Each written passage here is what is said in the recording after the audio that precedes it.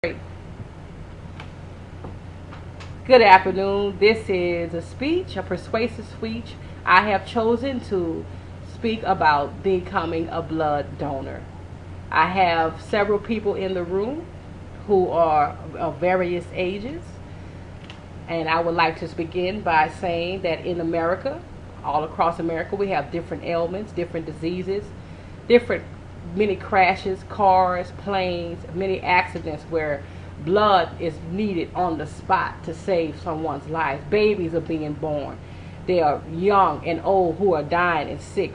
Children are in St. Jude Hospital that are in their dying bed. They have moments to live, days to live that maybe only require a blood transfusion. Blood transfusions are very easy to do now. Maybe about 20 years ago, people were skeptical about receiving blood. It was said that the blood was not properly tested, but since technology has come along, there's many different ways that our physicians and our techs test the blood to make sure the blood is safe to take and safe to give. So therefore, with that being said, there are many different blood types, starting with maybe the most rarest blood type, which will be RH. And then we have AB positive, which my husband is AB positive. His blood type is, I am B positive. He can give me blood, but I can't give him blood. So people would, if he were to go and give his blood at the blood bank, he would be greatly valued because of the rarity of his blood. The more rare, the better they appreciate you. And there are B positive, there's B negative. So there are many different blood types, but there are many different reasons why you should become a blood donor. Several reasons why would be you will be able to save a life and give a life. There are several different diseases where babies will come into the world where all they would need is a few blood transfusions to make them be normal, to grow up normal, to be able to think, to be able to spell, to be able to go out and play in the park just like a normal baby would. So I would encourage you greatly to become a blood donor. I'm going to ask you a few questions. I will ask you, Natasha. Natasha White is joining us today. What would you think about becoming a blood donor? I would do it. You would do it for what reason? Because it is very, I think it's a valuable thing to do as far as saving someone's life, providing something that can't be provided by themselves.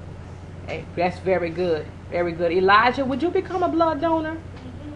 To help people that's in the hospital and don't have the blood inside of them, and I'll give my blood to them. That's very good. That's very good. Well, all of you say to me that you will become a blood donor of age. You would have to be 18 years old without parents' consent to become a blood donor. Many people, many times the blood donor will come and bring their truck to the high schools. I know that was the first time I ever gave blood. That they came to the high school and everyone who was 16 and older was able to do it without parental consent.